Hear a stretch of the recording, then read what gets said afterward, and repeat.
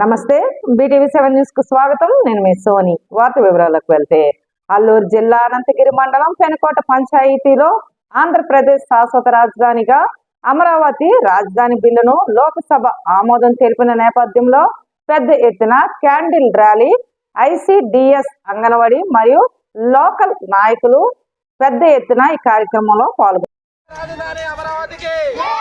మన రాష్ట్ర రాజధాని అమరావతికి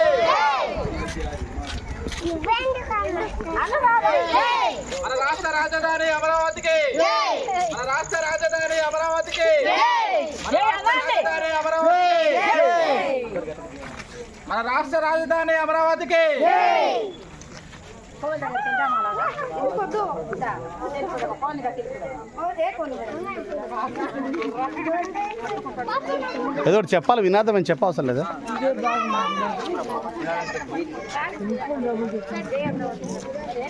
చెప్పండి. జై అమరావతి, జై అమరావతి, జయ హో అమరావతి అనండి. అమరావతికి జై, అమరావతికి జై. మన రాష్ట్ర రాజధాని అమరావతికి, మన రాష్ట్ర రాజధాని అమరావతికి.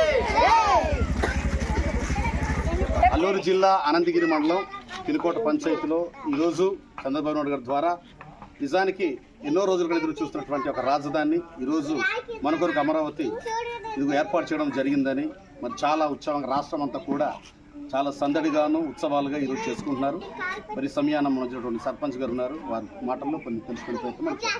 అందరికీ నమస్కారం అండి. ముందుగా మీడియా మిత్రులకు, అలాగే మన సీఎం గారికి, అలాగే డిప్యూటీ సీఎం గారికి, పార్లమెంట్లో మన నరేంద్ర మోడీ గారికి బిల్లు పాస్ చేయడం జరిగింది. అమరావతి అనేది క్యాపిటల్ అనేది ఒకటే ఉండాలన్న ఒక ఆలోచన మీద ఈరోజు పార్లమెంట్లో బిల్లు పాస్ చేయడంతో మన ఆంధ్రప్రదేశ్ మొత్తం కూడా కొవ్వొత్తులు ర్యాలీ నిర్వహించడం జరుగుతుంది. అదేవిధంగా మన పినుకోట పంచాయతీలో కూడా హెడ్ క్వార్టర్లో కూడా అనేక డిపార్ట్మెంట్ల ద్వారాగా, అనేక మహిళల ద్వారాగా ఈరోజు కూడా కొవ్వొత్తుల కార్యక్రమం అనేది జరపబడుతుంది.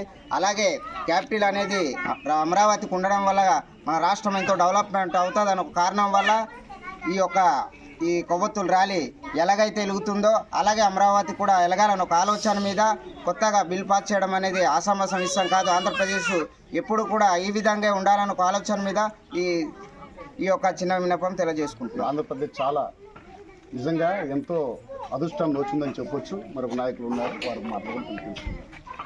ముఖ్యంగా ఈ యొక్క దీపాలు వెలిగించడం ఏంటంటే మనకి రాజధాని అనేది, మనకి అమరావతి అనేది